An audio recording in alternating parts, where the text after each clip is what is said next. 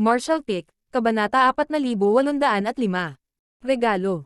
Si Yang Kai at ang Ancestor ay naglagay ng maraming basag na Spirit Province sa loob ng kanilang miniature universe at patuloy na ginagamit ang kanilang sariling lakas upang sugpuin ang World Force mula sa mga Spirit Province na ito. Kung hindi, kapag ang dayuhang World Force ay tumagos sa kanilang miniature universe, ang mga dumi ay mabubuo, at kailangan nilang gumugol ng ilang pagsisikap upang maalis ang mga ito. Ang bagay na ito ay hindi maaaring maantala, kaya mabilis nilang nahuli ang mga basag na Spirit Province mula sa kanilang miniature universe. Bagamat ang Ancestor ay may tumpak na kontrol sa kanyang kapangyarihan at pinutol ang Universe World sa maayos na mga piraso, mahirap na ibalik ang mga basag na Spirit Province na ito sa kanilang orihinal na anyo. Sa kabutihang palad, hindi hiniling nina Big Brother Wang at Big Sister Lan na gawin nila iyon, at hindi rin nilayon ni Yang Kai na pagsamasamahin ang mga pirasong ito tulad ng dati. Kailangan lang nina Big Brother Wang at Big Sister Lan ang isang larangan ng digmaan kung saan malaya silang makakalaban, kaya wala silang anumang hinihingi pagdating sa venue. Sa makatuwid, makalipas ang halos kalahating araw, isang malawak na teritoryo na ginawa mula sa mga Spirit Province na may iba't ibang laki ay natapos. Upang gawing mas madali para sa kanila ang pakikipaglaban sa isa't isa, sinadya ni Yang Kai ang isang hugis parihaba na larangan ng digmaan. Kung ganoon, maaaring sakupin nina Big Brother Wang at Big Sister Lan ang kalahati ng teritoryo at alagaan ang kanilang mga hukbo upang makipaglaban sa isa't isa. Pagkatapos nilang maglakad-lakad ang dalawa, natuwa sila sa bago nilang game board. Hindi bababasa, ito ay mas malaki kaysa sa nakaraang teritoryo na ibinigay ni Yang Kai. Ang ganitong uri ng teritoryo na ginawa mula sa isang buong universe world ay kayang tumanggap ng bilyon-bilyong buhay, na sapat na para sa kanila na magpatuloy sa paglalaro ng larong ito sa loob ng maraming taon na darating. Sa susunod na sandali, pinakawalan ni Yang Kai ang mga miyembro ng Small Stone Race na kanilang inaalagaan sa loob ng kanyang miniature universe. Napatulala ang 8th grade Ancestor nang makita niya ang ilang 10 milyong miyembro ng Small Stone Race. Sa kabila ng pagiging isang makaranasang tao, hindi pa siya nakakita ng ganitong buhay na nilalang. Wala siyang ideya kung saan sila natagpuan ni Yang Kai, kaya nag-isip siya na ang mga natatanging nilalang na ito ay maaaring kabilang sa Burning Light at Seren Glimmer. Hindi madaling tulungan ang milyon-milyong sundalong ito na tumira, kaya kinailangan ni Big Brother Wang at Big Sister Lan ng ilang araw para ayusin sila. Sa panahong ito, matiyagang naghihintay si Yang Kai at ang 8th grade Ancestor. Nais ni Yang Kai na hintayin sina Big Brother Wang at Big Sister Lan na ayusin ang lahat bago umalis. Kung tutusin, nangako siya na tutulungan sila nito. Kung tungkol sa 8th grade Ancestor, hindi siya maglalakas loob na magsabi ng anuman sa harap ng mga kakilakilabot na nilalang na ito. Makalipas ang mahigit 10 araw, ang lahat ng mga sundalo ay sa wakas ay nanirahan na. Noon ay nagpaalam si Yang Kai kina Big Brother Wang at Big Sister Lan. Bagamat medyo nag-aatubili silang makipaghiwalay sa kanilang bagong little brother, hindi nila nilayon na patuloyin siya. Bago umalis si Yang Kai, biglang sinabi ni Big Brother Wang. Salamat sa ginawa mo para sa amin sa panahong ito. Sa kabila ng pag-alam na si Yang Kai ay nakakuha ng maraming benepisyo mula sa kanila, wala silang pakialam sa mga bagay na iyon. Sa ganang kanila, ito ay salamat sa sariling pagkakataon at kakayahan ni Yang Kai na nakuha niya ang mga benepisyong iyon. Sa kabilang banda, nakahanap sila ng isang mas mapayapa at kapakipakinabang na paraan upang ayusin ang hindi pagkakaunawaan sa pagitan nila na nanatili sa napakaraming taon sa kanyang pagdating. Nakangiting sumagot si Yang Kai. Huwag mong banggitin, Big Brother Wang. Kung tutusin, ako dapat ang magpasalamat sa inyong dalawa. Umiling si Big Brother Wang. Iba naman. Lumapit si Big Sister Lan at sinimangutan siya. Tama. Kahit na kami ay matalo o mananalo sa laro, sa wakas narinig ko na tinawag niya akong Big Sister at least. Hindi ko pa narinig na tinawag niya ako ng ganyan bago ka dumating. May pagmamataas na ekspresyon sa mukha ni Big Brother Wang. Hindi mo ba ako tinawag na Big Brother? Itinama siya ni Big Sister Lan na may tame time na ekspresyon. Pero mas madalas mo akong tinatawag na Big Sister Lan. Agad, nakaramdam ng hiya si Big Brother Wang at itinaas ang kanyang mga kamao. Mayroon akong ilang dosenang milyong sundalo na kasama ko ngayon. Sisirain talaga kita. Dalhin mo. Hindi naman sa takot ako sayo. May hukbo din ako. Masungit na sagot ni Big Sister Lan. Habang sila ay abala sa pagtatalo sa isa't isa, ang Ancestor ay nanginginig na parang pugo sa taglamig dahil siya ay nag-aalala na ang dalawa sa kanila ay biglang magkagulo. Kung nangyari iyon, sa ganitong uri ng saklaw, hindi niya malalaman kung paano siya namatay. Pagkatapos ay lumingon siya upang tingnan si Yang Kai sa pag-asang mahikayat sila ng huli na ihinto ang pagtatalo, para lamang makita itong mukhang kalmado at naayos. Ang paghanga ay nakasulat sa buong mukha ng ancestor sa sandaling iyon. Nang makitang tumitindi ang kanilang pagtatalo, walang magawa si Yang Kai kundi pigilan sila. Mabuti, itigil mo na ang pagtatalo dahil may labanan sa unahan mo. Aalis na ako ngayon. Ingatan mo ang sarili mo. Bibisitahin ulit kita kapag may pagkakataon. Magkasabay na itinikom ni Big Brother Wang at Big Sister Lan ang kanilang mga bibig at tumingin sa kanya. Bigla na lang, sabay-sabay nilang sinabi. Bago ka umalis, bibigyan ka namin ng regalo. Nang matapos ang kanilang mga salita, itinaas nila ang kanilang mga kamay at itinuro ang kanilang mga daliri kay Yang Kai. Walang ingay na maririnig, ni walang anumang pagbabago sa enerhiya o anumang uri ng anomalya. Walang naramdaman o nakita si Yang Kai. Sa kabilang banda, si Big Brother Wang at Big Sister Lan ay tumigil sa pagtugon sa kanya habang sila ay sumugod patungo sa bagong tatag na larangan ng digmaan at inutusan ang kanilang sariling mga hukbo na lumaban sa isa't isa. Ang kanilang espiritu ng pakikipaglaban ay nag-alab kasunod ng pagtatalo dahil sabik na silang talunin ang kabilang partido at pasuko sila. Nakakunot ang noo, sinuri ni Yang Kai ang kanyang sarili, ngunit wala pa rin siyang maramdaman. Pagkatapos ay ibinaling niya ang kanyang ulo at nagtanong. May nakita ka ba, Ancestor? Umiling ang Ancestor. Wala. Narinig niyang sinabi nilang dalawa na binibigyan nila ng regalo si Yang Kai, at nakita rin niyang itinuro nila ang kanilang mga daliri kay Yang Kai, ngunit wala nang iba. Nararamdaman mo ba na may kakaiba, Marshall Nephew? Maingat na tanong ng Ancestor. Dahil sinabi nilang dalawa na bibigyan nila ng regalo si Yang Kai, tiyak na hindi sila nagsisinungaling. Gayunpaman, kakaiba ang kasalukuyang sitwasyon. Umiling si Yang Kai dahil wala siyang nakitang pagkakaiba sa kanyang katawan. Matapos pag-isipan ito sandali, sinabi ng Ancestor. Ang kanilang mga kapangyarihan ay hindi masusukat. Marahil tayo ay masyadong mahina upang matuklasan ito. Natitiyak kong ang mga benepisyo ng Reg Along ito ay makikita sa mga darating na taon. Tumanggo si Yang Kai. Marahil tama ka. Matapos masulyapan ang bagong nabuong teritoryo, umalis si Yang Kai sa lugar kasama ang Ancestor. Ang mga hukbong nasa likod nila ay nagsimula ng mag-away sa isa't isa. Sa harap ng territory gate, nagtanong ang Ancestor na may magiliw na ekspresyon. Saan ka pupunta, Marshall Nephew? Matapos itong pag-isipan, sumagot si Yang Kai. Kailangan kong magtungo sa Yin Yang Cave Heaven. Nang marinig iyon, agad na natanto ng Ancestor ang kanyang intensyon. Nanalo si Yang Kai sa unang pwesto sa Dao Theory Assembly, pagkatapos nito ay nakonfine si Ku Huashang sa loob ng 100 taon. Pagkatapos ng ilang kalkulasyon, napagtanto ng Ancestor na ang 100 taon na iyon ay lumipas na ang nakalipas. Si Yang Kai ay na-hold up sa Chaotic Dead Territory, kaya hindi siya nakapunta sa Yin Yang Cave Heaven sa oras. Ngayong makakaalis na siya, natural na kailangan niyang magmadali. Sana ay maging maayos ang iyong paglalakbay, Marshall Nephew. Isang magiliw na ngiti ang ginawa ng Ancestor. Binati siya ni Yang Kai at kinuyam ang kanyang kamao. Hanggang sa muli nating pagkikita. Ang 7th Grade Heaven Opening Realm Masters ay nagpakita ng magkasalungat na ekspresyon habang pinapanood nilang umalis si Yang Kai. Nakita nila kung paano tinatrato ng Ancestor si Yang Kai sa isang mapayapa na paraan, na isang bagay na hindi pa nagagawa.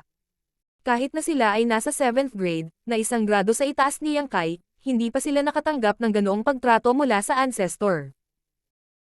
Hindi maisip na ang isang 8th Grade Heaven Opening Realm Master ay makikitungo sa isang 6th Grade Heaven Opening Realm Master ng napakabait.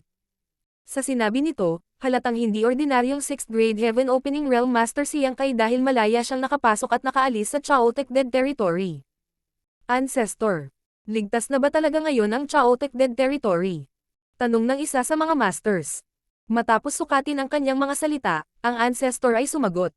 Ang status na ito ay nagbago. Ngunit hanggat ang dalawang nilalang na iyon ay umiiral, hindi ito kailanman maituturing na ligtas. Tumanggo silang lahat bilang pagsang-ayon. Bagamat sinabi ni Yang Kai na nakahanap na siya ng bagong laro para sa kanilang dalawa upang sakupin ang kanilang oras, walang nakakaalam kung gaano katagal ang kanilang pagkahilig sa laro. Marahil ay mawalan sila ng interes pagkaraan ng ilang taon. Sa panahong iyon, isa pang round ng mapang wasak na labanan ang mangyayari at ang pagkawasak ay maghahari muli. Kaya naman, kinailangan nilang manatili sa lugar na ito at ipagpatuloy ang pagsubaybay sa sitwasyon. Sa kawalan, kinuha ni Yang Kai ang isang universe chart upang matukoy ang kanyang kasalukuyang lokasyon. Pagkatapos ay nag-chart siya ng ruta na patungo sa Yinyang Cave Heaven. Pagkatapos gumawa ng ilang kalkulasyon, napagtanto niya na aabutin lamang siya ng 2 buwan upang makadaan sa higit sa 10 Great Territories at makarating sa Yinyang Territory dahil sa kanyang kasalukuyang bilis. Karamihan sa mga tao ay hindi maaaring kasing bilis niya at kakailanganin ng average na 6th grade master kalahating taon para maabot ang Yinyang Cave Heaven mula sa posisyong ito. Gayunpaman, bilang isang dalubhasa sa Tao of Space, masisiyahan si Yang Kai sa ganitong uri ng kaiganhawahan. Nakalabas na sana si Ku Huashang sa pagkakakulong ngayon. Nakonsensya si Yang Kai na hindi niya nagawang makipagkita sa kanya sa tamang oras gaya ng napagkasunduan nila. Ito ay isang aksidente na nakilala niya ang Giant Spirit God at pagkatapos ay dinala sa Chaotic Dead Territory. Bago iyon, wala siyang ideya na si Er ay patungo sa Chaotic Dead Territory, at hindi niya inaasahan na hindi siya makakalabas hanggang sa pagkalipas ng maraming taon.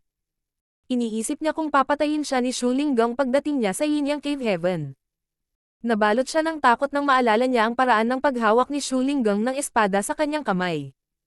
Napagpasyahan niya na direktang ibibigay niya kay Shu Linggang ang isang mamahaling regalo ng kasintahang lalaki upang mapatahimik siya. Nakakuha siya ng maraming mahahalagang bagay mula sa Chaotic Dead Territory, kaya sigurado siyang matutuwa si Shu Linggang. Sa kanyang pagpunta sa kanyang destinasyon, muling sinuri ni Yang Kai ang kanyang sarili. Bago siya umalis, sinabi ni Big Brother Wang at Big Sister Lan na binibigyan nila siya ng regalo, ngunit itinuro lang siya ng mga ito sa katahimikan, na ikanalito niya. Pagkatapos ng isa pang masusing pagsusuri, wala pa rin siyang natuklasan. Pwede bang ginugulo ako ng dalawa? Dahil sa ugali nila, hindi imposible. Kung tutusin, marami na siyang nakuhang benepisyo mula sa Chaotic Dead Territory, kaya walang dahilan para bigyan siya ni Big Brother Wang at Big Sister Lan ng karagdagang regalo. Sa pagkaunawang iyon, hindi napigilan ni Yang Kai ang mapatawa. Gayunpaman, ilang sandali pagkatapos niyang magpasya na huminto sa pagsusuri sa kanyang sarili, dumating ang isang sandali na naramdaman niyang may mali habang papunta siya sa kanyang destinasyon. Ang dragon vein sa kanyang katawan ay biglang nagsimulang pumipintig sa hindi malamang dahilan. Kasunod nito, naging mainit itong parang kumukulong tubig. Sa isang iglap, si Yang Kai ay naging kasing pula ng lutong hipon habang ang usok ay makikita mula sa kanyang figure. Ang kanyang dragon vein ay hindi tumigil sa pagdagandong mula sa puntong iyon habang ang isang marahas na puwersa ay nararamdaman na lumalawak sa loob. Naramdaman ni Yang Kai na hindi na niya ito mapipigilan pa. Napagtanto na siya ay nasa problema, mabilis siyang tumingin sa paligid at maya-maya ay nakita niya ang isang katamtamang laki ng Universe World bago siya bumulusok dito. Dahil sa kanyang 6th grade Heaven Opening Realm Cultivation, madali niyang malagpasan ang world barrier ng Universe World na ito at makadaan sa mga ulap. Ilang sandali pa, isang karagatan ang bumungad sa kanyang paningin. Nang makita ang isang malaking isla sa gitna ng karagatan, si Yang Kai ay dumaong dito na parang meteorite, na bumubuo ng isang malalim na bunganga sa lupa. Nagamit na niya ang kanyang huling kapangyarihan para makapunta dito, kaya hindi na niya napigilan ang umiikot na puwersa sa kanyang katawan. Sa makatuwid, sa sandaling siya ay lumapag sa lupa, maririnig ang mga tunog na nagmumula sa buong katawan niya. Sa sumunod na sandali, mabilis na lumawak ang katawan ni Yang Kai. Hindi niya mapigil ang nagpakawala ng matunog na dragon roar habang ang kanyang maliit na figure ay naging 10,000 metro ang haba na Great Dragon. Dragon Transformation.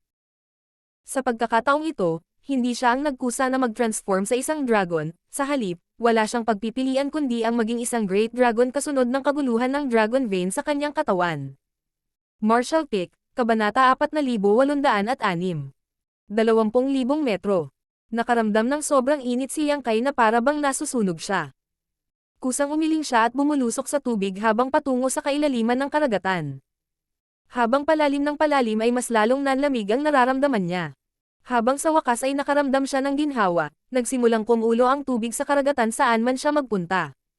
Sa isang iglap, naging vacuum ang paligid niya.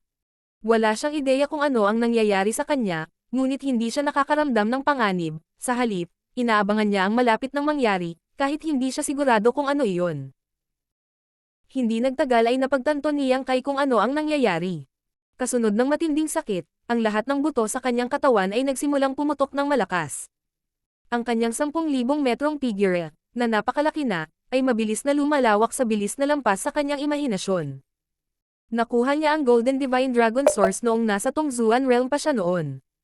Nang makita niya si Zhu Qing sa Star Boundary, tinuruan siya nito ng Dragon Transformation Secret Art, na nagbigay daan sa kanya na gamitin ang kapangyarihan ng kanyang Dragon Vein at mag-transform sa isang half-dragon. Gayunpaman, kahit na pagkatapos ng paglilinang ng maraming taon, maaari lamang siyang mag-transform sa isang 3,000 metrong taas na half-dragon. Kung hindi dahil sa pagkakataon sa Ancestral Land kung saan nakuha niya ang Crystal Palace ng Dragon Clan at nagpino ng maraming Ancestral Spirit Crystals at Spirit Fruits, aabutin siya ng libu-libong taon bago siya maging isang Great Dragon. Kinailangan ng mga miyembro ng Dragon Clan ng napakatagal na panahon para lumaki. Hindi lang ang Dragon Clan, ngunit lahat ng Divine Spirits ay dumanas ng problemang ito. Iyon ang dahilan kung bakit ayaw ng mga Divine Spirit na umalis sa Ancestral Land. Ang ancestral strength sa lugar na iyon ay napakahalaga sa mga Divine Spirit dahil maaari nitong lubos na mabawasan ang oras na kailangan nila para maging mature at lumago. Si Yang Kai ay nagplano na sa pagtungo sa Ancestral Land upang linangin sa pag-iisa pagkatapos umakyat sa 8th Grade Heaven Opening Realm upang lalo niyang palakasin ang kanyang Dragon Vein. Gayunpaman, iyon ay mangyayari lamang ng mahabang panahon mula ngayon. Nasa 6th grade lang siya sa kasalukuyan, kaya kailangan pa rin niyang makarating sa 7th grade bago niya maisip na maabot ang 8th grade. Dahil sa kanyang pamana, hindi siya magtatagal para makarating sa 7th grade, ngunit mangangailangan ito ng mahabang panahon para umakyat siya sa 8th grade. Ito ay maaaring ilang libong taon, o kahit 10,000 taon. Sa sinabi nito, hindi ito ang pinakapinipilit na isyu sa kamay. Kahit na siya ay maituturing na pure blood dragon pagkatapos maging isang great dragon, si Yang Kai ay tao pa rin, at higit siyang umaasa sa kanyang heaven opening realm cultivation. Sa makatuwid, siya ay determinado na maabot ito sa 8th grade, na di umano ay kanyang limitasyon. Gayunpaman, hindi niya inaasahan na pagkatapos ng isang makabuluhang pagunlad sa kanyang Dragon Vein sa Ancestral Land, makikita niya ang isa pang pagunlad sa lalong madaling panahon. Higit pa rito, ang pagpapahusay na ito ay mas mabilis, matindi, at marahas kaysa sa naranasan niya sa Crystal Palace sa Ancestral Land. Malinaw niyang naramdaman na ang kanyang Dragon Vein ay nagiging dalisay sa pamamagitan ng paghinga sa impluwensya ng kakaibang puwersa. Bilang resulta, ang kanyang figure ay lumalawak nang hindi niya kontrolado. Ang lakas ng isang miyembro ng Dragon Clan ay makikita sa kanilang laki. Kung mas malaki ang isang miyembro ng Dragon Clan, mas dalisay ang kanilang bloodline, at mas malakas sila. Ang kanyang 10,000 metrong figure ay naging stagnant pagkatapos niyang umalis sa Ancestral Land, ngunit ngayon, sa loob lamang ng kalahating araw, ito ay lumawak ng ilang dosenang metro. Makalipas ang isang araw, lumaki ito ng isa pang 1,000 metro. Kahit na ang kanyang matatag na katawan ng Great Dragon ay hindi nakayanan ang ganitong uri ng mabilis na pagunlad. Ang kanyang mga buto ay patuloy na na-dislocate at muling naayos habang ang kanyang balat ay nagsimulang mag-crack. Nagsimulang dumaloy ang golden blood sa karagatan, at maging ang kanyang dragon scales, na sumasakop sa kanyang buong katawan, ay nagsimulang dumaloy. Saan man pumunta si Yang Kai, mag-iiwan siya ng gintong mantsa sa karagatan. Ang mga hayop sa karagatan ay tila nakakita ng metalikong tanggal na ito at hindi nagtagal ay dumagsa. Nahaharap sa pang-akit ng dugo ng isang great dragon, ang mga sea beast na ito na may mababang sensyensya ay hindi nakatiis dahil nagnanais silang maging mas malakas. Ibinuka nila ang kanilang mga bibig at hinigop ang tubig sa dagat na naglalaman ng golden dragon blood na walang ingat na pagtalikod. Saan man ito naroroon, ang dragon blood ay isang kayamanan, dahil ang dugo ay naglalaman ng mga lihim sa likod ng kapangyarihan ng Dragon Clan, na siyang pinakadakila sa mundo. Maraming secret technique at spirit pills ang nangangailangan ng dragon blood para makumplito. Gayunpaman, ang pure blood dragons ay napakabihirang, kaya mahirap hanapin ang kanilang dugo. Kaya, maaari lamang nilang palitan ito ng dugo ng monster beasts at spirit beast na dragonkin. Naturally, ang solusyon na ito ay hindi masyadong epektibo. Ang dugong umagos palabas sa katawan ni Yang Kai ay hindi lamang dugo ng pure blood dragon, ito ay ang dragon blood ng isang golden divine dragon. Walang alinlangan na ito ay isang pambihira sa mga pambihira. Kaunti lang ng dugo niya ang may nakapangangilabot na kapangyarihan. Sa makatuwid, saan man pumunta si Yang Kai, maraming isda at hayop ang nawalan ng buhay. Ang dating matahimik na karagatan ay napuno na ngayon ng mga bangkay. Ang kanyang Grand Dragon figure ay lumalawak pa habang ang Dragon Vein sa kanyang katawan ay nagiging dalisay. Ang bilis ng pagdalisay ay nagparamdam pa kay Yang Kai ng pagkabalisa. Gayunpaman, nang maging tiyak siya tungkol sa pinagmulan ng biglaang pagbabagong ito, lahat ng pagkabalisa ay nawala at napalitan ng walang katapusang kagalakan. Makalipas ang kalahating buwan, tumigil na siya sa pakiramdam na parang nasusunog siya habang tuluyan ng kumalma ang kanyang dragon vein. Sa isang partikular na isla, nanatili si Yang Kai sa kanyang Great Dragon form habang ang kanyang napakalaking figure ay nakahiga sa dalampasigan, na halos sumasakop sa buong isla. Bagamat nakinabang siya ng husto sa pagbabagong anyo, siya ay magaling at tunay na mahina. Bukod pa rito, sa kabila ng pagkakaroon ng mas malaking kapangyarihan, hindi siya sanay dito kaya kailangan niyang magpahinga para magsimulang mag-adjust. Sa ilalim ng nakakapasong araw, ang kanyang mga dragon scales ay nagliliwanag ng gininto ang kinang na makapagpapasilo sa buong mundo. 20,000 metro. Pagkatapos ng kalahating buwan ng paghihirap, ang kanyang figure ay doble na ngayon ang laki. Ang kanyang dragon form ay naging 20,000 metro mula 10,000 metro. Noong pinipino niya ang Ancestral Spirit Crystals at Spirit Fruits sa Dragon Clan's Crystal Palace sa Ancestral Land, ang kanyang Dragon Vein ay naging mas dalisay sa araw-araw at naisip ni Yang Kai na ang bilis na iyon ay napakabilis na. Hanggang sa sandaling ito ay napagtanto niya na siya ay masyadong walang muwang. Ang kanyang paglilinang noong panahong iyon ay hindi maihahambing sa kanyang kasalukuyang pagbabago. Walang Great Dragon sa mundo ang makakadoble sa kanyang laki sa loob ng kalahating buwan tulad ng napagdaanan ni Yang Kai. Kaya ito ang regalo ni Big Brother Wang at Big Sister Lan bago ako umalis. Naisip na niya ito noong araw pagkatapos magsimula ang pagbabago. Dati, kahit na masusing sinuri ni Yang Kai ang kanyang sarili, wala siyang natuklasan na kakaiba, ngunit iyon ay dahil nanatili siya sa kanyang anyong tao. Hanggang sa nag-transform siya bilang isang dragon, napakita ang regalo ni Big Brother Wang at Big Sister Lan. Sa kasalukuyan, mayroong dalawang kamangha-manghang kapangyarihan na umiikot sa loob ng kanyang dragon bead. Kapag nagkaroon lamang ng dragon bead sa katawan ng isang miyembro ng Dragon Clan, maituturing siyang Great Dragon. Tiyak, mayroon ding dragon bead si Yang Kai. Pagkatapos niyang maging dragon, natural na nakapatong ang dragon bead sa ilalim ng kanyang baba. Tulad ng kung ano ang monster core sa isang monster beast, ang dragon bead ay ang condensation ng cultivation ng isang miyembro ng Dragon Clan, kaya napakalakas nito. Walang nakitang anuman si Yang Kai nang itinuro siya nina Big Brother Wang at Big Sister Lan ang kanilang mga daliri sa kanya noon, ngunit ang kanilang kapangyarihan ay nakapasok sa kanyang dragon bead, naghihintay na lamang na sumabog. Silang dalawa ang mga ancestor ng lahat ng Divine Spirit, kaya lahat ng Divine Spirit ay parang mga anak at apo nila. Kaya naman, sa kabila ng kanilang kawalang interes nang itinuro nila ang kanilang mga daliri kay Yang Kai, madali nilang mapasigla ang kapangyarihan ng kanyang dragon vein at mabilis na linisin ang kanyang bloodline. Habang nagpapasalamat, medyo naagrabyado din si Yang Kai. Maaaring ipaliwanag ni Big Brother Wang at Big Sister Lan ang lahat ng ito sa kanya, ngunit sa halip ay naging misteryoso sila.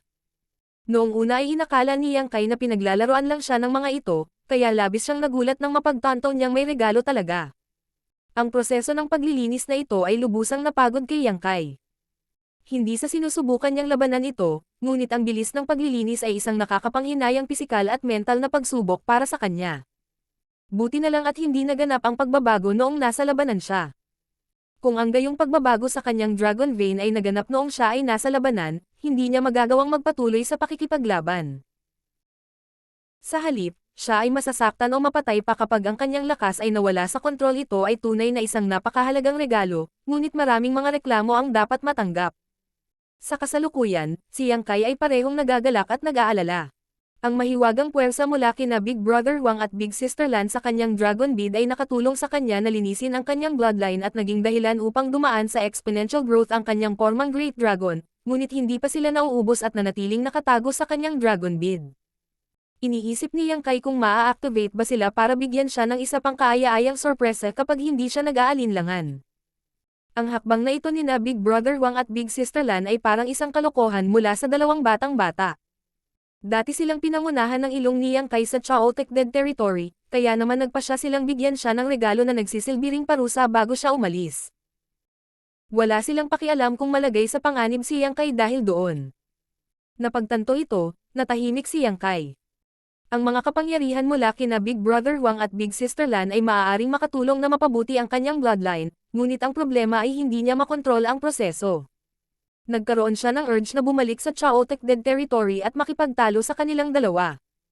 Gayunpaman, isinasaalang-alang ang katotohanan na nakakuha siya ng napakalaking benepisyo, nagpasya siyang talikuran ang ideya. Naiisip na lang niya sa kanyang sarili na kailangan niyang maging maingat sa hinaharap.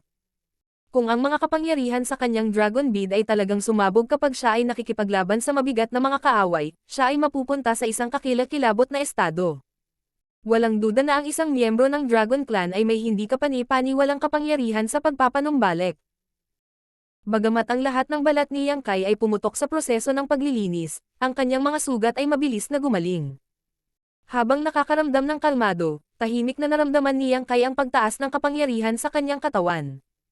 Noong naging Great Dragon siya sa Ancestral Land, mayroon na siyang kabisera para makipaglaban sa isang 7th grade Heaven Opening Realm Master.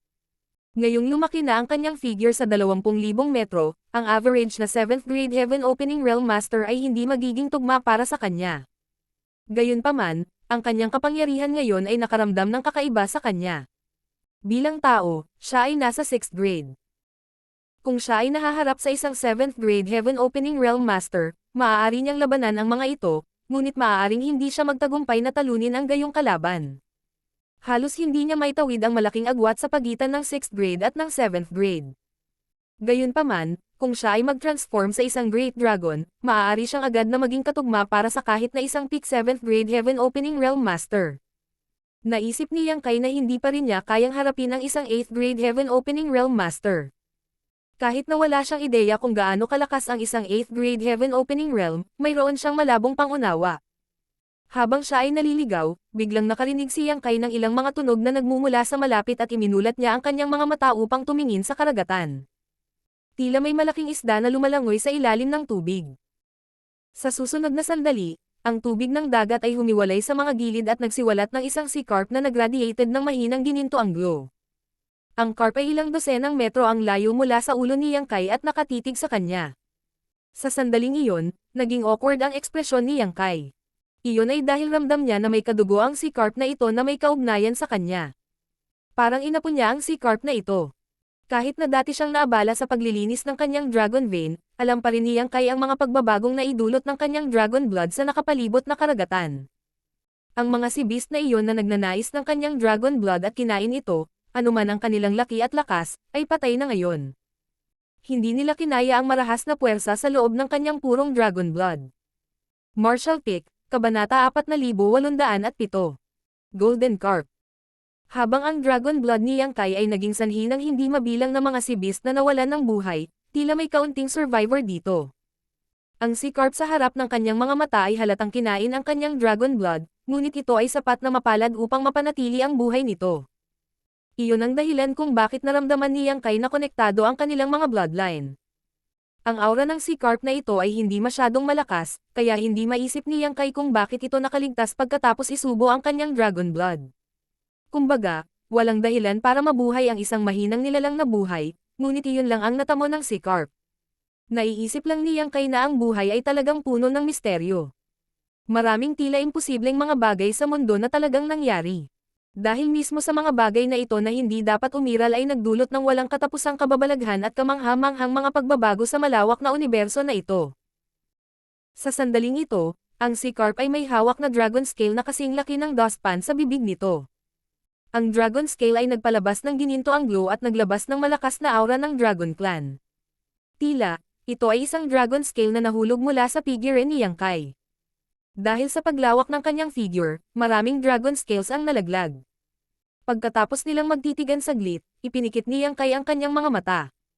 Bagamat namamangha siya sa kaligtasan ng maliit na nilalang na ito, hindi ito masyadong nagkakahalaga ng kanyang atensyon. Ang pinakapagpindot na isyu sa kamay para sa kanya ay upang maging pamilyar sa kanyang nadagdagan lakas, kung hindi niya ganap na magagamit ang kanyang kapangyarihan kapag nakikipaglaban siya sa kanyang mga kaaway. Ang sea carp sa una ay isang ordinaryong sea beast, ngunit pagkatapos ubusin ang gininto ang dragon blood, mayroon na itong mahinang linya ng dugo ng Dragon Clan. Sa makatuwid, maaari itong ituring na isang dragonborn. Ang dragon pressure mula sa isang 20,000 metrong Great Dragon ay dapat magkaroon ng malakas na pagsupil sa sea carp. Karaniwan, ang isang mahinang dragonborn na tulad ng sea carp ay maaari lamang manginig at ibababa ang ulo sa harap ni Yang Kai.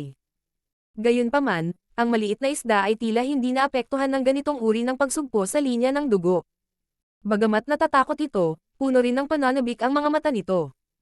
Mahina sana ang sea carp, ngunit umaalo na ngayon ang emosyon sa puso nito. Nang ipikit ni Yang Kai ang kanyang mga mata, ang Sea Carp ay tila nabigo. Habang paulit-ulit na tumatapik ang gininto ang buntot nito sa karagatan, naging sanhi ng pagtilamsik ng tubig ang Sea Carp. Ilang sandali pa, lumangoy ito pasulong at nahihirapang gumapang sa dalampasigan bago ibinaba ang malaking dragon scale sa harap ni Yang Kai.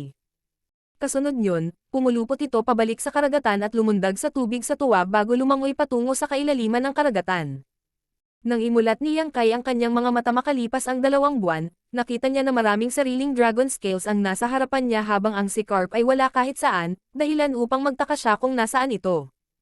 Bahagyang iniling ni Yang Kai ang kanyang ulo at tahimik na tumingin sa dragon scales. Habang ang dragon blood ay isang kayamanan, ang dragon scales ay pantay na mahalaga. Noong siya ay nasa anyo ng tao, maaaring ipatawag ni Yang Kai ang kanyang dragon scales sa paligid ng kanyang figure upang protektahan ang kanyang sarili. Kahit isang piraso lang ng mga nahulog na dragon scales na ito ay maaaring gamitin ng isang mahusay na artifact refiner upang lumikha ng isang matibay na artifact armor na may hindi pangkaraniwang kalidad. Nagkaroon ng awkward na ekspresyon sa mukha ni Yang Kai nang mapagtanto niya na ang mga bagay na literal niyang natanggal sa kanyang katawan ay maaaring maging kayamanan sa mata ng ibang tao. Mayroong humigit kumulang 1,000 dragon scales sa beach. Tila matiyagang natagpuan ng Sea Carp ang mga ito mula sa kailaliman ng karagatan at ipinadala sa kanya. Maya-maya lang ay may narinig na ungol na parang may mabangis na hayop sa karagatan. Sa susunod na sandali, ang tubig ng dagat ay humiwalay sa mga gilid at inihayag ang anyo ng carp ng dagat. Noong unang lumitaw ang Sea Carp, ito ay 10 metro lamang ang haba, ngunit makalipas ang halos 2 buwan, ito ay lumaki hanggang 100 metro ang haba. Higit pa rito, ang gininto ang kinang sa paligid nito ay naging mas nakasisilaw dahil ang mga kaliskis nito ay nagsisimulang magmukhang mas kamukha ng kaliskis ng isda at mas katulad ng mga kaliskis ng dragon. Walang duda na lumakas din ang aura nito. Kahit na mahina pa ang Sea Carp sa mga mata ni Yang Kai, nakaranas talaga ito ng nakakagulat na paglaki sa loob lamang ng 2 buwan. Ang mga mata ng Sea Carp ay naging mas maliwanag at mas matalino rin. Sa kasalukuyan, mayroong isang dragon scale sa bibig nito na natagpuan nito mula sa kailaliman ng karagatan. Dahil naubos nito ang dragon blood ni Yang Kai, madali nitong mahanap ang mga nahulog na dragon scales. Kung hindi ito makakahanap ng napakarami sa loob lamang ng 2 buwan. Ang lahat ng dragon scales na natagpuan ng Sea Carp mula sa karagatan ay ipinadala kay Yang Kai. Nang magtama ang kanilang mga mata, ang Sea Carp ay lumundag sa hangin na tila naghihintay ng papuri ni Yang Kai.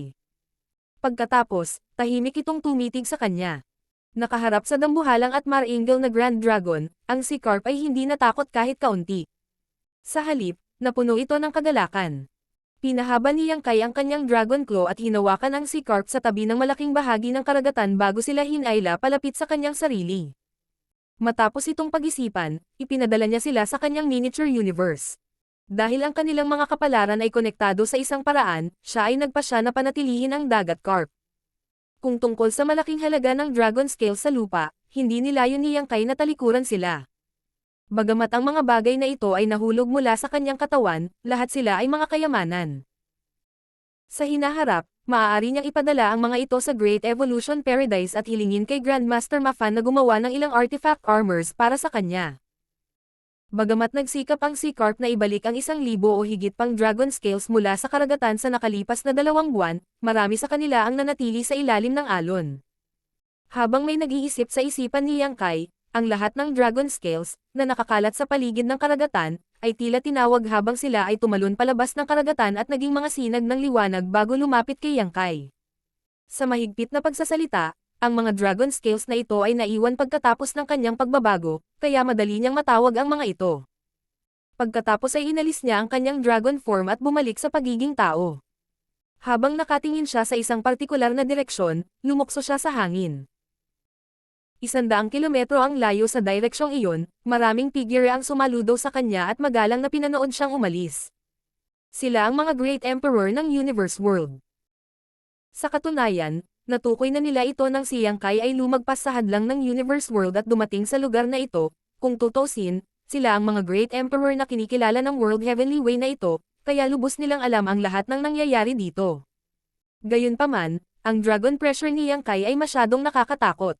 Sa makatuwid, kahit na napansin ng mga Great Emperor na ito ang pagdating ng isang makapangyarihang cultivator, hindi sila nang ahas na abalahin siya. Nakabantay lang sila sa kanya mula sa malayo. Sa nakalipas na 2 buwan, ang mga Great Emperor na ito ay nasa mga pin at karayom. Pagkatapos ng lahat, hindi nila alam kung si Yang Kai ay isang taong may masamang hangarin na gustong saktan ang universe world na ito. Hanggang sa lumitaw si Yang Kai sa kanyang dragon form at nakahiga sa dalampasigan ay napagtanto nilang isa siyang maalamat na miyembro ng Dragon Clan. Sa sandaling iyon, sila ay nalulula sa isang pakiramdam ng paghanga. Nasaan man sila, ang mga dragon ay simbolo ng pinakamakapangyarihang nilalang. Ang universe world ay walang exception. Ang mga Great Emperor ay maaari ding maging maayos ang kanilang isipan. Kung tutusin, hindi pa nila narinig na ang mga miyembro ng Dragon Clan ay gumagawa ng mga gawa ng kasamaan o pagpatay ng walang provocation, kaya hindi na sila mag-alala. Sa kabilang banda, ito ang kanilang pinakamalaking karangalan na personal na makita ang isang miyembro ng Dragon Clan. Nang umalis si Yang Kai, binati nila siya dahil ito ay isang paraan ng paggalang sa isang mas makapangyarihang nilalang. Samantala, isang malakas na boom ang nagpadala ng shockwave sa 7-star sect sa small universe ni Yang Kai. Walang nakakaalam kung ano ang nangyari sa sekta dahil naramdaman na lang nila ang pagyanig ng lupa. Ang sect master na si Shang Gunji at ang iba pang mga elder ay mabilis na lumapit upang alamin kung ano ang nangyayari, at hindi nagtagal ay natulala sila sa nakitang harapan nila. Iyon ay dahil sa una ay mayroong isang malaki at magandang lambak ng bundok sa sekta, ngunit ngayon, ito ay naging lawa. Ang lawa ay napuno ng malinaw na tubig na sumasalamin sa asol na kalangitan. Isang nagdududa na si Shang Gunji ang nagtanong sa iba pang mga elder.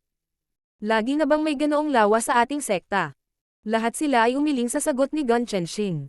Ito ay dapat na Seren Light Valley. Bumisita ako sa lugar na ito kahapon. Bakit biglang naging lawa? Hindi maisip na ang isang lambak ng bundok ay naging lawa, at kung hindi dahil sa pagyanig ngayon, hindi nila mapapansin ang anumang bagay. Sa sinabi nito, natitiyak nila na ang malakas na boom ay may kinalaman sa pagbabagong ito. Matapos itong pag-isipan, nag-hypothesize si Shang Gunji. Marahil ito ay kagagawan ng ancestor. Walang nakakaalam kung gaano kalakas ang ancestor, hindi lang ang iba pang dakilang puwersa sa Void Continent, kundi maging ang mga tao sa 7-star sect. Sinubukan ng mga taong ito na imbestigahan si Shu Yi tungkol sa bagay na ito, ngunit kahit ang legacy disciple na ito ay kaunti lang ang nalalaman tungkol dito. Hindi kailanman ipinakita ni Yang Kai ang kanyang tunay na kapangyarihan sa harap ni Shu Yi, at kahit na ginawa niya iyon, hindi ito mauunawaan ni Shu Yi dahil sa kanyang kasalukuyang pananaw. Kung ilalarawan ni Shang Gunji ang kapangyarihan ng ancestor, ang tanging salitang pumasok sa kanyang isipan ay hindi masusumpungan. Ang lahat ay maipaliwanag kung ito ay talagang gawa ng ancestor.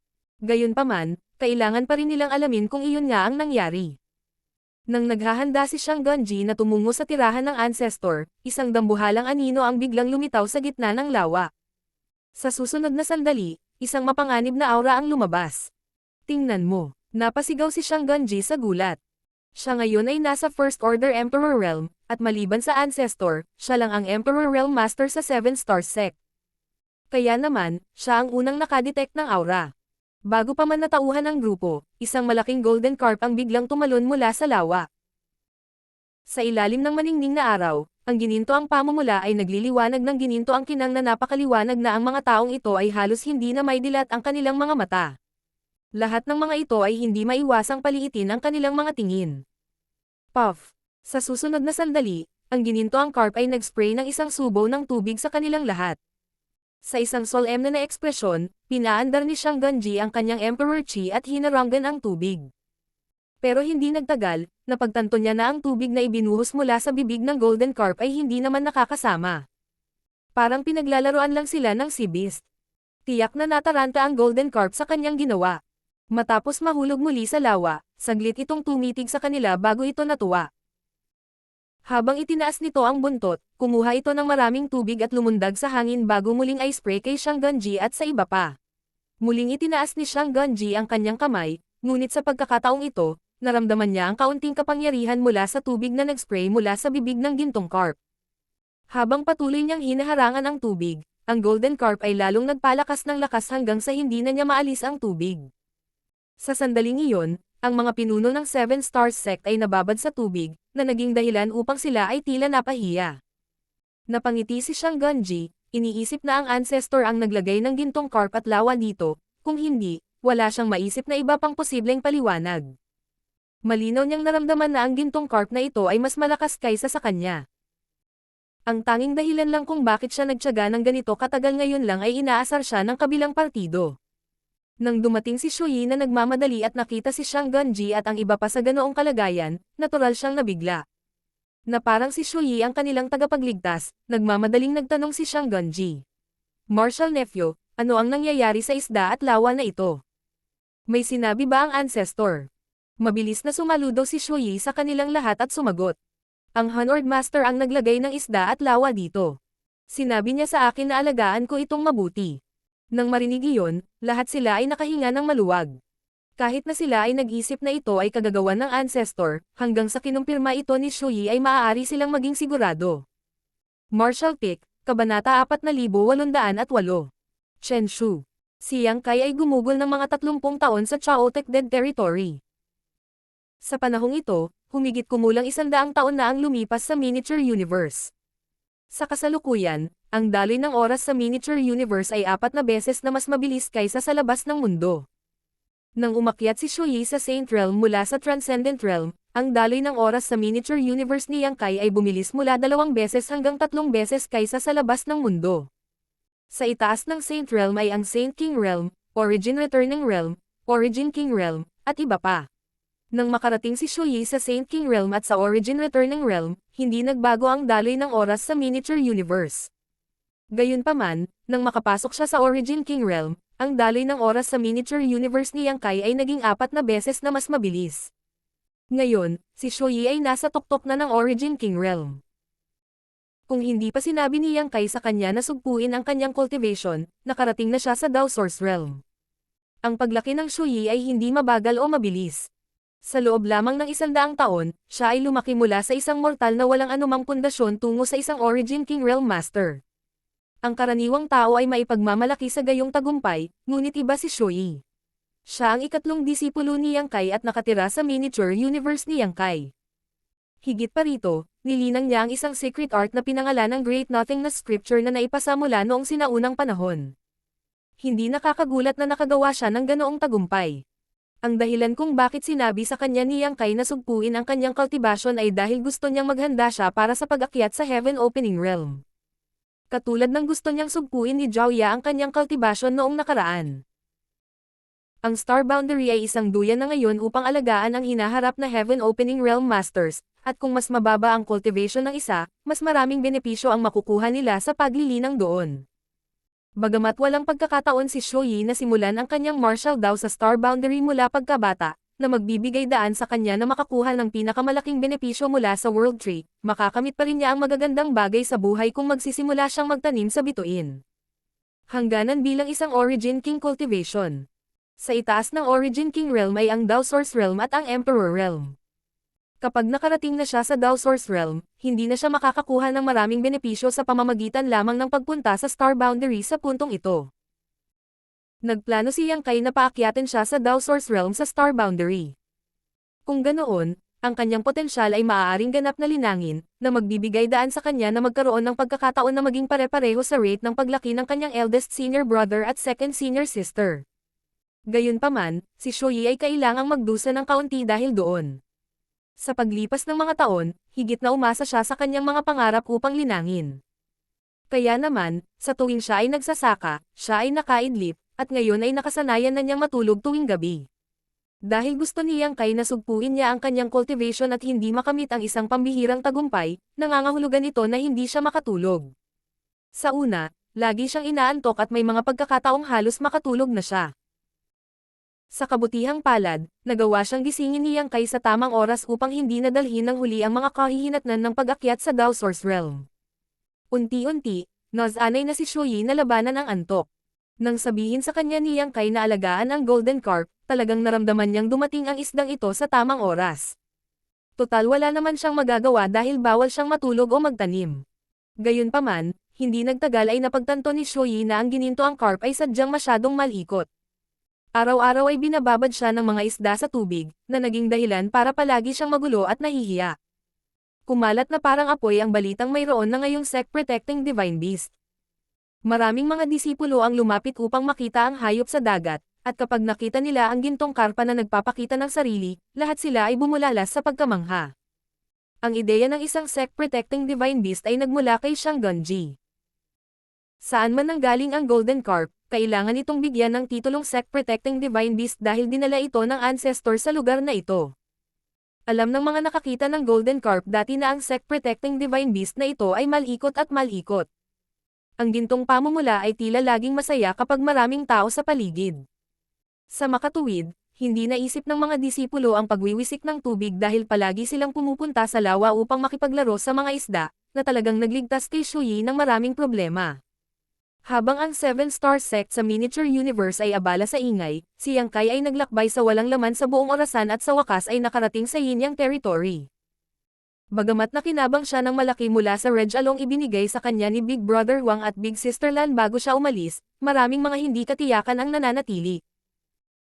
Wala siyang ideya kung kailan muling kikilos ang dalawang puwersang nakatago sa kanyang Dragon Bead, kaya kailangan niya itong bantayan palagi. Nanginginig pa rin siya sa gulat pagkatapos ng unang karanasan. Kahit na ang kanyang Dragon Form at Dragon Vein ay lalago ng husto kapag ang dalawang puwersa ay sumabog, ito ay maglalagay din sa kanya sa isang delikadong sitwasyon. Sa kabutihang palad, sa kabila ng hindi alam kung kailan sila muling sasabog, natukoy ni Yang Kai na hindi ito mangyayari sa lalong madaling panahon. Hindi ito ang unang pagkakataon na bumisita si Yang Kai sa Yin Yang territory. Gayunpaman, natag niya si Su Yingzhu at Cheng Kui dati, habang sa pagkakataong ito, siya ay nag-iisa. Tulad ng Langya Paradise, ang mga mula sa Yin Yang territory ay hindi maghihigpit sa sinuman sa pagpasok o pag-alis sa Great Territory na ito. Pagkatapos ng lahat, mayroong isang first-class star city sa Yin Yang territory na nagmamadali at abala sa aktibidad. Kung magpapataw sila ng anumang paghihigpit, maaapektuhan ang kasikatan ng Star City. Ang dahilan kung bakit ang territory gates ng Yin Yang territory ay kinorden noon ay dahil ang ilan sa Cave Heavens at Paradises ay nagtulungan upang gawing mahirap ang mga bagay para sa Yin Yang Heaven dahil malapit na ang Dao Theory Assembly. Gayunpaman, ito ay malinaw na naiiba ngayon. Ang pangunahing lugar ng Yin Yang territory ay kung saan matatagpuan ang headquarters ng Yin Yang Cave Heaven. Sa pagtitig dito mula sa kawalan, makikita ng isang tao na ang napakalaking Spirit Province ay parang dalawang isda ng yin-yang na magkadugtong ang kanilang mga ulo at buntot. Sa paligid ng Spirit Province na ito na mukhang yin-yang fish, may iba pang Spirit Province na may iba't ibang laki. Lahat sila ay itinuturing na bahagi ng Yin Yang Cave Heaven. Sa kanyang nakaraang karanasan sa Langya Paradise, pamilyar na ngayon si Yang Kai kung paano makapasok sa Cave Heavens and Paradises. Ngayon, siya ay hindi na isang nobody dahil siya ay naging isang sambahayan na pangalan sa buong 3,000 mundo. Higit pa rito, siya ay isang son-in-law ng Yin Yang Cave Heaven. Ang pagkakakilanlang ito lamang ay nangangailangan ng malubhang paggamot mula sa Yin Yang Cave Heaven. Dumiretso si Yang Kai sa Star City at natagpuan ang 6th Grade Heaven Opening Realm Master na namamahala sa Void Dock. Matapos sabihin sa tao ang kanyang pangalan, inihayag niya ang kanyang intensyon at hiniling sa kanya na magpadala ng mensahe kay Shu Linggang o Ku Huashang. Tiyak, alam ng 6th Grade Heaven Opening Realm Master kung sino si Yang Kai. Ang dahilan kung bakit ginanap ang Dao Theory Assembly noong nakaraan ay para maghanap ng asawa para kay Ku Huashang. Ang insidente ay nagdulot ng kaguluhan sa Yin Yang Cave Heaven. Si Ku Huashang ay isang core disciple ng Yin Yang Cave Heaven at ang kanyang kakayahan at kagandahan ay kabilang sa mga nangunguna sa mundo. Ilan sa mga disipulo sa Yin Yang Cave Heaven na kapareha niya ay gustong pakasalan siya.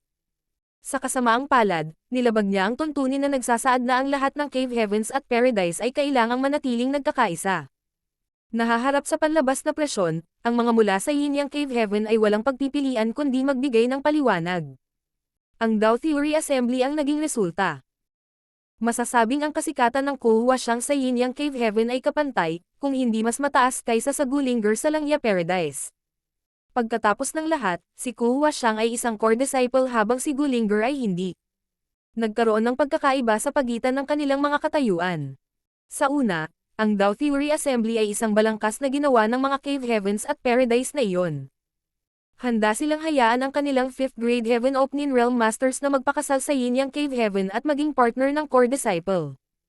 Gayunpaman, isang lalaking nagngangalang Yang Kai ang lumabas nang wala sa oras at pinilit ang Cave Heavens and Paradises na baguhin ang kanilang diskarte, na nagligtas sa reputasyon ng Yin Yang Cave Heaven. Sa kalaunan, natalo ni Yang Kai ang lahat ng iba pang kakompetensya at nanalo sa unang pwesto, na nakakagulat para sa lahat. Pagkatapos ng kaganapan, siya ay naging isang pangalan sa buong 3,000 mundo. Ang serye ng mga pagbabagong naganap sa Dao Theory Assembly ay nahuli sa lahat, lalo na ng Angkor Disciple of Thousand Crane Disciple, si Zhou Xing, ay pinatay. Ang kinahinatnan nito ay ang kanyang Hunord Master, si Zhuo Quanhui ay nakipagsosyo sa Heavenly Sword Union upang maglunsad ng digmaan laban sa Voidland. Sa kabilang banda, marami sa mga disipulo mula sa Yinyang Cave Heaven ang nagpapasalamat kay Yang Kai sa kanyang ginawa noong Dao Theory Assembly. Kung hindi siya nakialam, napilitan si Ku Huaxiang na pakasalan ang isang 5th grade Heaven Opening Realm Master mula sa isa sa mga dakilang puwersang iyon. Ito ay magiging isang hindi matatagalan na resulta para sa lahat sa Yinyang Cave Heaven. Kung ikukumpara, hindi nagmula si Yang Kai sa isa sa mga Cave Heavens at Paradises, at hindi rin siya nagkaroon ng malakas na background. Higit pa rito, nakarating lamang siya sa 5th grade nang umakyat siya sa Heaven Opening Realm, kaya mas malabo ang kanyang kinabukasan kumpara sa Ku Huaxiang. Masasabing hindi siya kapantay ni Ku Huaxiang. Gayunpaman, dahil napatay niya si Zhou Xing, mukhang hindi katanggap-tanggap na hayaan siyang maging isang Yinyang Cave Heaven son-in-law. Palaging iginagalang ng mga magsasaka ang malakas. Pagkatapos ng Dao Theory Assembly, kinailangang makulong si Ku Huaxiang ng 100 taon bilang parusa sa kanyang mga ginawa. Ngayong lumipas na ang 100 taon, umalis na si Ku Huaxiang sa pagkakakulong. Gayunpaman, hindi pa rin nagpapakita si Yang Kai sa puntong ito. Sa halip, nakarinig sila ng maraming kakaibang balita mula sa labas ng mundo. Sa makatuwid, nang makita ng 6th grade Heaven Opening Realm Master, na namamahala sa Void Dock ng Star City, si Yang Kai, nagulat siya at nag-alinlangan. Matapos kumpirmahin ang pagkakakilanlan ni Yang Kai, hindi niya pinahirapan ang mga bagay dahil sinabi niya sa kanya na magpahinga sa isang silid at nagmamadaling nagpadala ng mensahe sa sect. Tiyak, nakita ni Yang Kai ang sorpresa at pagdududa sa mga mata ng taong iyon. Nadama niya na ang kanyang pagbisita sa Yinyang Cave Heaven sa pagkakataong ito ay hindi magiging smooth sailing gaya ng naisip niya. Sa sinabi nito, narito siya upang makipagkita kay Ku Huaxiang kasunod ng 100 taong pangako. Sa paligid ni Shu Linggang, hindi niya kailangang mag-alala tungkol sa anumang bagay dahil malulutas lamang ng huli ang anumang mga problemang ibinabato sa kanya. Nakipag-ugnayan siya sa napakaraming high-grade Heaven Opening Realm Masters, kabilang ang ilan sa 8th grade ancestors. Sa makatuwid, ang misteryo at pressure na nakapalibot sa high-grade Heaven Opening Realm Masters ay hindi na makakaapekto kay Yang Kai. Mabilis na nag-react ang mga mula sa Yinyang Cave Heaven. Isang oras matapos maupo si Yang Kai, isang matandang lalaki, na isang 7th grade Heaven Opening Realm Master, ang personal na dumating. Sa pagbukas ng pinto, ang matandang lalaki ay nakangiting tumingin kay Yang Kai at tumango. Sinasabi na ang susunod na henerasyon ay palaging magiging mas mahusay kaysa sa nauna. Kapag nakakakita ako ng mga kabataang tulad mo, napagtanto kong matanda na ako. Mabilis siyang binati ni Yang Kai. Pagbati, Martial Uncle. Napakalakas mo pa rin. Naguguluhan siya. Noong una, inisip niya na si Cheng Kui o si Su Yingzhu ang makakasalubong niya at dadalhin siya sa Yinyang Cave Heaven. Gayunpaman, wala sa kanila ang dumating sa lugar na ito. Sa halip, mayroong isang 7th grade Heaven Opening Realm Master na hindi niya kilala. Nang hindi masyadong nagbabasa, nagtanong si Yang Kai. Maaari ko bang tanungin ang iyong pangalan, Senior? Nakangiting sumagot ang matandang lalaki. Ang pangalan ko ay Chen Shu. Kaya ito ay Martial Uncle Chen. Muli siyang binati ni Yang Kai.